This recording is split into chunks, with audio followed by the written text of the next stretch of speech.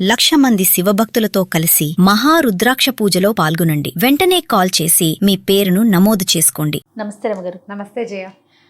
రమగారు, వ్యక్తులు బాగుంటేనే సమాజం బాగుంటుంది.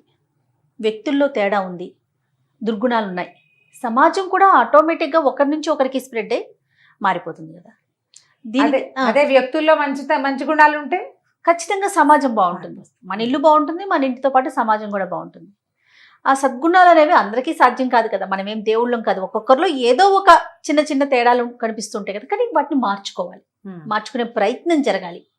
దానికి ఎవరో పైనుంచి రారు, మనలో మనమే మార్పు తెచ్చుకోవాలి కదా. వీటికి సంబంధించి ఏమైనా స్టోరీస్ ఉన్నాయా? ఎందుకంటే ఇలాంటి కథలు చెప్తే పిల్లలకి, నేటి సమాజం వాళ్ళే కాబట్టి, రేపటి సమాజం వాళ్ళే కాబట్టి, పిల్లలకు కాదు ఇది పెద్దవాళ్ళకి కదా. తప్పకుండా. ఒక వర్తకుడు ఒక ఆయన ఉండేవాడు ఒక ఊళ్ళో. ఆయనకి 7 కొడుకులు. 7 కొడుకులకి పెళ్ళిళ్ళనే, పెద్దవాళ్ళు 6 అయితే ఆఖరి అబ్బాయి పెళ్లి చేశారు. ఈ 6 కోడలు కాకుండా చివరి కోడలు చిన్నపిల్ల. ఈ పిల్ల చాలా మంచి గుణాలు ఉన్న పిల్ల. వాళ్ళ కుటుంబం చాలా మంచిది. వాళ్ళ ఊర్లో ఉత్తమోత్తమ గుణాలు కలిగిన కుటుంబంగా పేరుపడ్డ కుటుంబం నుంచి 7వ కోడల్ని తెచ్చుకున్నారు. చక్కగా పిల్ల అందంగా మటసంగా బాగుండేది. అయితే ఏంటట, ఈరోజు ఏవో పని వాళ్ళు వీళ్ళు ఎవరి పనులు వాళ్ళు చేసుకునేవాళ్ళు. వర్తకులు కదా, వ్యాపారం కూడా నడిచేది బాగా. కొట్టేదో ఉంది వాళ్ళకి. మగ పిల్లలంతా కొట్టు వ్యవహారం చూసుకునేవాళ్ళు, వ్యాపారం సంగతులు. తండ్రి కొడుకులు వ్యాపారం చూస్తే అత్త కోడళ్ళు ఇల్లు వాకిలి గమనించుకునేవాళ్ళు అనమాట. వంట చేయాలి రోజు. నువ్వంటే నువ్వు అని అత్త కోడళ్ళంతా వాదించుకుంటూ ఉండేవాళ్ళు. వంతులు కోడళ్ళకి. ఈ వంతుల్లో నా వంతు వచ్చినప్పుడు, నాకు తలకాయ నొప్పిగా ఉన్నప్పుడు నువ్వు సహాయం చేయలేదు కాబట్టి, నీ వంతు వచ్చినప్పుడు నేను ఎందుకు చేయాలి, నేను బాగున్నా కూడా అని ఇలా వత్సందాలు పోయేవాళ్ళు. ఆ వంటకి ఎప్పుడు దీర్ఘాలే, సనుకోటాలే, చేసి అవతల పారేయటాలే, తగలబెట్టటాలే అవే ఉండేవి. మాడగొట్టటాలు అవి ఉంటూ ఉండేవి. అయితే చిన్న కోడలు కొత్తగా వచ్చింది కదా, అది చాలా చక్కగా ఉత్సాహంగా కాపురానికి రాగానే పొద్దున్నే స్నానం చేసేసి వంటగదిలో చేరేసరికల్లా అత్తగారిని, అమ్మాయి నువ్వు చిన్నపిల్లవి, నీ పైన 6 ఉన్నారు, ఎందుకే నీకు ఈ వంట పని, హాయిగా కులసగా ఉండు, ఈ గదిలోకి వెళ్ళు, నీ దారి నువ్వు ఆడుకో అంది. పిల్లలతో కబుర్లు చెప్పుకో అని చెప్పింది. చెప్తే అత్తగారు వెళ్ళండి, అయ్యో అదేంటండి, వంట చేసి మన వాళ్ళు 4 పెడితే కదా, అసలు ఎవరికైనా పెట్టడం అనేది ఎంత పుణ్యకార్యం. బయట వాడెవడికో పెడితేనే పుణ్యం వస్తే, మన ఇంట్లో వాళ్ళకి చక్కగా వండి వడ్డిస్తే ఎంత పుణ్యం, ఎంత సేవ, భగవత్ సేవ. నేను చేస్తానండి అని. పిల్ల బహుముచ్చటగా వంట చేసేసింది, అటు ఇటు చూడకుండా. అందరూ అబ్బా చిన్న కోడలు ఎంత బాగా వండింది అన్నారు. అత్తగారు అనుకుంది, మోసిని చిన్నపిల్ల, దీనికి భలే తెలుసు, నిజమే కదా, ఈ కోడలతో చేసినానేమిటి నేను, ఆ వంట ఏదో మనమే చేస్తే ఆ మంచి ఏదో నాకే వస్తుందని. మర్నాడు పొద్దున మూడో కోడలది వంట, 4వ కోడలు సహాయం.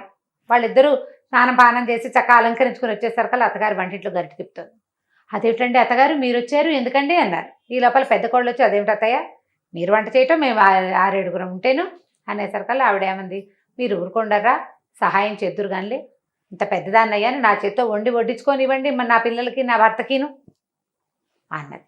అనేసరికల్లా వంట రోజు ఆవిడే చేసేయటం మొదలుపెట్టింది. వీళ్ళు అత్తగారు వంట చేస్తుంటే వత్సందాలు ఎట్లా పోతారు, పెద్ద ఆవిడ వంట చేస్తుంటే ఎవరు ఆ సమయానికి వస్తే వాళ్ళు సహాయం చేయటం మొదలుపెట్టారు. ఇక చిన్న కోడల్ని వంటలోకి రానివ్వాల. చిన్న కోడలు ఆలోచించుకుంది, ఏం పని చేయటల్లా మనం ఏదైనా చేద్దామని ఏం చేసింది, మూల తిరగలి పెట్టుంది. అదేం చేసింది, వంటింట్లోకి వచ్చి ఒక 4 సోలలు గోధుమలు తీసుకుని ఆ తిరగలు పట్టుకెళ్ళి గదిలో వేసుకుని దాంట్లో పోసి చక్కగా విసరటం మొదలుపెట్టింది. పిండి విసిరేసింది, ఇంత పిండి విసిరేసరికల్లా అత్తగారు చూసింది.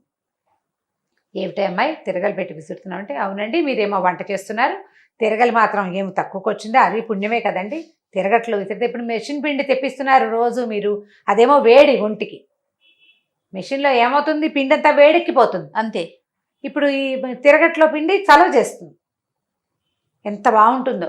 చక్కగా తిరగలు పెట్టి విసిరితే మనకు కూడా భగవత్ సాన్నిధ్యంలో ఉన్నట్టుంటుంది. సంసారము జీవితము ఆ రెండింటి మధ్యలో నలిగే జీవుడు పిండి ద్వారా వస్తే పిండి బయటకు వచ్చేసి జీవుడికి విముక్తి వచ్చినట్టు. ఎంత అద్భుతమైన క్రియ, చాలా పుణ్యం అండి, నన్ను చేయనివ్వండి అత్తగారు ప్లీజ్ అని అనేసరికి అత్తగారు, అవురా దీనికి ఎంత బాగా తెలుసు, తిరగలే కదా అనుకుని ఆవిడేం చేసింది, ఆ రాత్రి ఏమో చిన్న కోడలు ఆ విసిరిన పిండితోటి రొట్టెలు చేస్తే, రొట్టె ఎంత బాగుందమ్మా, ఇంత మృదువుగా ఉన్నాయి ఏమిటి రొట్టెలు అని అందరూ ఆశ్చర్యపోయారు. వాళ్ళు ఎక్కువ రొట్టెలు తినేవాళ్ళు. ఆ చేసిన పిండి అంతా రొట్టెలు చేస్తూ తినేశారు. ఇంకో రొట్టె అని అందరూ తలా 4 రొట్టెలు ఎక్స్ట్రా తిన్నారు. గట్టిగా లేవు, చాలా మృదువుగా ఉన్నాయి. మనకి తెలుసు చేత్తో విసిరిన పిండి రుచి వేరు. అవును. దాంతో సరే అత్తగారు ఏం చేసింది, ఆవిడ కూడా ఎక్కడి నుంచో తిరగలు తెప్పించుకుని చాట్లో పడేసుకుని విసట్ట మొదలెట్టింది. కోడళ్ళు వచ్చి చూశారు, ఏమిటి అత్తగారు మీరు ఈ పని చేస్తారంటే, అమ్మాయి నన్ను చేసుకోనివ్వండి, ఇది పుణ్యకార్యం, పైగా తిరగట్లో విసిరిన పిండి ఒంటికి మంచిది, రాత్రి చూసాం కాదు అందుకని నేను చేస్తానండి. ఈ అత్తగారు విసురుతుంటే మనం మానటం ఏంటని అందరికీ పుట్టిళ్ళ నుంచి తిరగళ్ళు వస్తాయి. సారి ఇచ్చినప్పుడు తిరగలి, రోలు, రోకలి, కొంచెం అవన్నీ ఇస్తారుగా. తమ గదుల్లో మూల బారేసున్న తిరగళ్ళు దుమ్ములు దులిపారు కోడళ్ళంతా. ఇంత విసిరితే ఎంత పిండి వచ్చిందో అది తెల్లారేసరికి కలిపోడు పిండి. ఇదంతా ఏం చేసుకుంటాం, అందరూ విసురుతున్నారు. ఈ పిండి అంతా ఏం చేస్తా అంటే చిన్న కోడలు, చిన్నపిల్ల కదా చురుకు కదా, షాప్లో పెట్టండి, దుకాణంలో చేత్తో విసిరిన పిండి అని కనుక పెడితే చక్కగా అమ్ముడైపోతుంది. మెషిన్ పిండి కంటే ఇది మంచిది. చుట్టాలు పక్కాలు కొనుక్కుంటారు కాదు, మంచిదే, అది మంచిదే, మనకు పుణ్యం. అది పట్టుకెళ్ళి పెట్టి రోజు వీళ్ళు విసురుకోవటం మొదలుపెట్టారు. మధ్యాహ్నం భోజనాలు చేశాక తలా 1 గంట వాళ్ళ తిరగలేసుకుని కాసిన గోధుమలు పోసుకొని విసిరేస్తారు. ఇంట్లో వాడతారు, మిగిలినవి దుకాణానికి వెళ్ళిపోతాయి. ఈ అమ్మాయి ఏమనుకుంది, ఇదేమిటి వీళ్ళంతా కలిసి తిరగలి పని చేసేస్తున్నారు. తిరగలి కాదు, మనం స్పెషల్గా ఏదైనా చేయాలనుకుని ఏం చేసింది, వాళ్ళకి పెద్ద బావుంది బయట. పనివాడు ఏం చేస్తాడు, ఒకడు వచ్చి పొద్దున్నే నీళ్లు తోడి అందరికీ ఎవరి గదుల దగ్గర వాళ్ళకి నీళ్ళు కావాల్సినవి పెడతాడు, తొట్టెల నిండా నింపుతాడు. వంటింట్లో కొన్ని వంటింటి దగ్గర ఒక తొట్టు ఉంటుంది, అందులో పోస్తాడు. మంచినీళ్ళ బిందెలు ఏర్పడతాడు, పూజాల్లో పోసి అబ్బాయి గారుల గదుల్లో పెడతాడు, అన్నీ చేస్తాడు. ఈ అమ్మాయి వాడు లేచేసరికల్లా పటాపటా మొత్తం నీళ్ళని తోడు వారేసేసింది. ఆ బకెట్లో అన్నీ నింపేసింది. బయట పెట్టిన కూజాలు వాడు పొద్దున్నే కూజాలు కడిగి పట్టుకొస్తాడు, మిగిలినవి ఖాళీ తీసుకొచ్చే లోపల అన్నీ నింపేసి వాడి పని చేసేసింది. ఓ పక్కన కూర్చుని ఉన్నాడు. ఈయన మామగారు వచ్చి, ఏమిటి మీద నువ్వు ఖాళీగా ఉన్నావు, పని లేదు, నువ్వు నీళ్లు తోడదంటే, కాదండి చిన్నకోళ్ళ గారు నీళ్లు తోడేసింది అన్నాడు. అనేసరికల్లా ఈయన పోయి భార్యని అడిగాడు, ఏమే చిన్న కోడలు నీళ్లు తోడింటే ఇంత పిల్ల ఇన్ని నీళ్ళు ఎట్లా తోడిందే, ఎందుకు నీళ్ళన్నీ తోడుతోంది, పనివాడు ఉన్నాడు కదా అన్నారు. అనేసరికల్లా అత్తగారు, అమ్మో ఇదేదో మర్మం ఉంది, దీనికి తెలివి ఎక్కువనే అడిగింది. అడిగేసరికల్లా నీళ్లు తోడడం అనేది ఎలాంటి ప్రక్రియ, ఎంత అద్భుతమైన విషయం. ఇంటిలిపాదికి కావలసిన నీళ్లు, జలదానం అంత దానం ఇంకొకటి ఉందా అసలు? వంట చేయనివ్వలేదు, పిండి విసరలేదు, అత్తగారు మీరు ఊరుకోండి, నన్ను నీళ్ళు తోడుకొనివ్వండి ప్లీజ్ అంటే. అనేసరికి ఈవిడనుకుంది, ఓహో నీళ్లు తోడడం కూడా దానం కిందకు వస్తుంది. పిల్లకి చాలా తెలుసు, వాళ్ళ పుట్టింట్లో బోళ్ళని ఉన్నాయి పద్ధతులు. ఆవిడ కూడా నీళ్ళు తోడుకోవడం, నాకు కావాల్సిన నీళ్ళు నేనే తోడుకుంటాను, నా భర్తకి నేనే తోడతాను, నా పెద్ద కొడుకు నేనే, నా చిన్న కొడుకు నేనే అంట మొదలెట్టింది. మిగిలిన కోడళ్ళు అనుకున్నారు, ఇదేమిటి పుణ్యమంతా అత్తగారు కొట్టేస్తే ఎట్లాగా, మనం కూడా తోడేసుకుందామని ఆ పనివాడిని వదిలేసి ఎవరికి కావాల్సిన నీళ్లు వాళ్ళు ఆ పూట వంటకి తలా ఒక బకెట్ ఎత్తి ఆ టబ్బులో పోసేస్తారు. దొడ్లో నీళ్లు వాళ్లే తోడేస్తున్నారు. చిలకలాగా అలంకరించుకోవట్లేదు, ముందు వ్యవహారం చూస్తున్నారనమాట. నీళ్ల పని కూడా తెమిలిపోయింది. అక్కడి నుంచి ఈ పిల్ల ఏమనుకుంది, ఓహో ఇది కూడా కాదని చెప్పి ఇల్లు ఊడటం మొదలుపెట్టి, ఇల్లు ఊడుస్తుంటే ఈ లోపల పనివాడిని తీసేస్తామన్నారు. తీసేస్తామంటే ఈ అమ్మాయి ఏమంది, అయ్యో పాపం వాడి అన్నం పోగొట్టడం ఎందుకంటే వేరే పనిలో పెట్టుకోండి అతన్ని, అంతేగాని ఉద్యోగం మానిపిస్తే ఎట్లా, మేము నీళ్ళు తోడుకుంటున్నామని మానిపిస్తారా, ఇంకో పని చేయించండి వాడితోటని ఆ పనివాడిని పక్కకు పెట్టించింది. పనివాడు వచ్చి నీళ్లు తోడు, ఎవరి నీళ్ళు వాళ్ళే టపటపా తోడేసుకుంటారు. తలా ఒక 4 బకెట్లు ఎంతలోకి తోడాలి. అక్కడి నుంచి ఇల్లు ఊడవటం మొదలుపెట్టింది. అత్తగారు అది కూడా గమనించింది. ఏమిటి అమ్మాయి అంటే, కాదు అత్తగారు, ఇల్లు శుభ్రంగా ఉంచడం అనేది మహత్తర కార్యం, అందరినీ జబ్బుల నుంచి రక్షిస్తాం మనం, అదెంత పుణ్యం. ఒక డాక్టర్కి ఎంత పుణ్యం వస్తుందో ఇల్లు ఊడ్చేవాడికి అంత పుణ్యం వస్తుందండి. సరే ఆవిడేమనుకుంది, నేను ఊడుస్తానని ఆవిడ చీపురు లాక్కుంది. మిగిలిన వాళ్ళంతా మీరు ఊడవటం ఏమిటండి, అలా వద్దు, ఎవరి గది వాళ్ళు ఊడ్చుకుందాం, ఎవరి పుణ్యం వాళ్ళు సంపాదించుకోవచ్చు హాయిగా, గొడవ లేదు. 5 నిమిషాల్లో గది ఊడవడం అయిపోతుంది. హాల్లో తలా పక్కకి తోసిస్తే గుమ్మం బయటికి వెళ్ళిపోతుంది, పనివాడు వాకిలు ఊడుస్తాడు, సరిపోతుంది. ఇల్లు ఊడ్చేసుకుంటున్నారు. ఈ ఇల్లు ఊడ్చే పని కూడా అమ్మాయి చేతిలో, అది ఇల్లు మొత్తం ఊడ్చి పుణ్యం సంపాదించుకుందాం అనుకుంది పిల్ల. ఒక్క గదే ఊడొస్తే ఎంతలోకి అవుతుంది, పని లేదు మనకి. గిన్నెలు తోవడానికి కూర్చుంది. అత్తగారు గిన్నెల సమార్జనానికి కూడా వచ్చేసింది. ఆవిడ ఇది మంచి పుణ్యం, ఇప్పుడు బతికుండగా ఆవిడ ఏమంట మొదలెట్టింది, ఒరే ఇన్నాళ్ళు బతికాను పెద్ద, నీకు ఉన్నంతకాలం ఉంటానా నేను, నన్ను సంపాదించుకోనివ్వండి రా పుణ్యము, మీరు తర్వాత చేసుకుందరు కానీ అని కోడళ్లతో చెప్పి మొత్తం గిన్నెలు తోవడానికి కూర్చుంది ఆవిడ. అయ్యో బాబు ఇది ఎట్లాగా మీకు సహాయం చేస్తాం, కనీసం ఎవరి కంచాలు, ఎవరి మొగుడు కంచాలు, ఎవరి పిల్లల కంచాలు తోమేసుకుందాం, గిన్నెలు సామూహికంగా తోమేసేద్దాం, పుణ్యం. గిన్నెలు తోమేశారు. అక్కడి నుంచి ఈవిడేం చేయడం మొదలుపెట్టింది, ఈ అమ్మాయి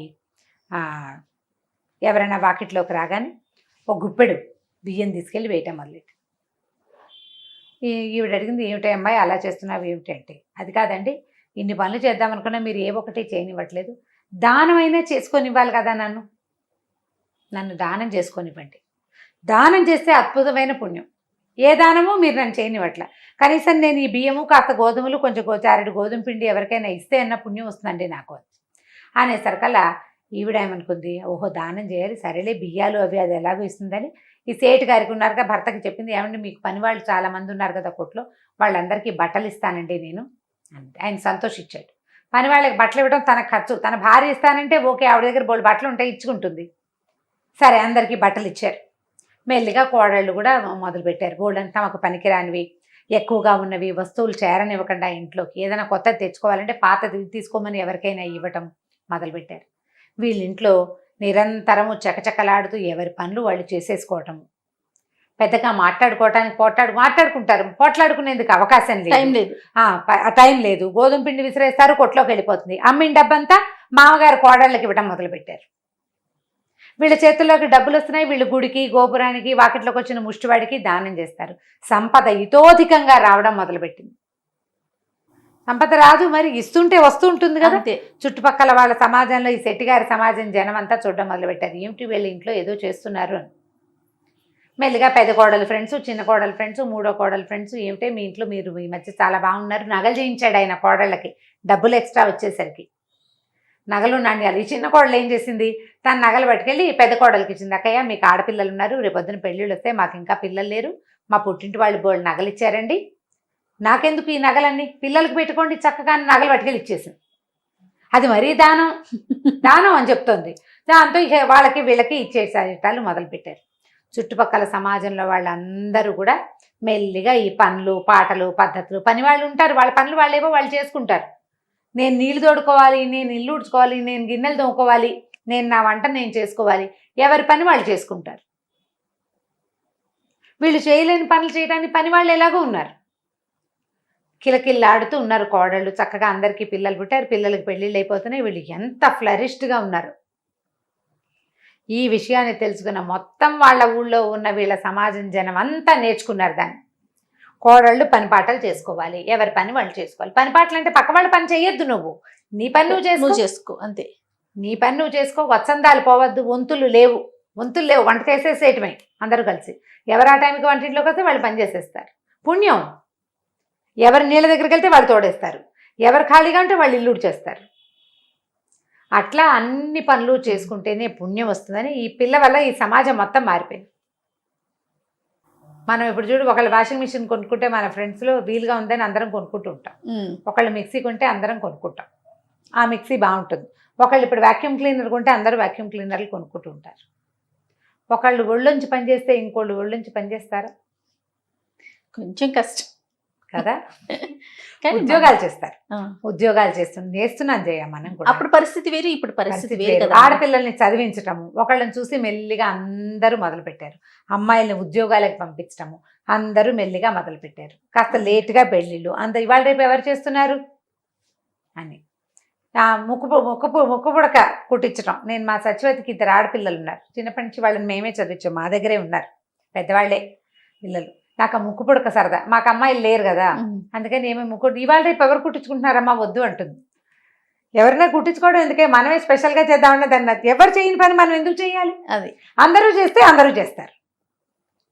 అవును, అంతే కదా. ఫ్యాషన్లు కూడా అంతే, కొంతమంది చేస్తుంటే వాళ్ళ వెనకాల పడి మిగిలిన వాళ్ళు చేస్తుంటారు. అదే ఇప్పుడు ఏంటంటే ఎవరి పని వాళ్ళు చేసుకోవటం అత్యద్భుత పుణ్యకార్యం. అంతే, అందులో ఒకళ్ళని ఇబ్బంది పెట్టేది ఉండదు, ఇంకొకరి మీద ఆధారపడేది ఉండదు. కాబట్టి ఇలా సమాజాన్ని మార్చుకోవాలి. చాలా బాగుంది, సూపర్ రమ్మగారు. చిన్న కోడలి కదా, మంచి తెలివైన పిల్ల, చాలా బాగుంది రమ్మగారు. ఇంకొక స్టోరీతో మళ్ళీ కలుద్దాం. నమస్తే. నమస్తే జయ. ఇక ఈ వీడియో కనుక మీకు నచ్చినట్లయితే లైక్ చేయండి, షేర్ చేయండి. మరిన్ని వీడియోస్ కోసం మా ఛానల్ని సబ్స్క్రైబ్ చేసుకోండి.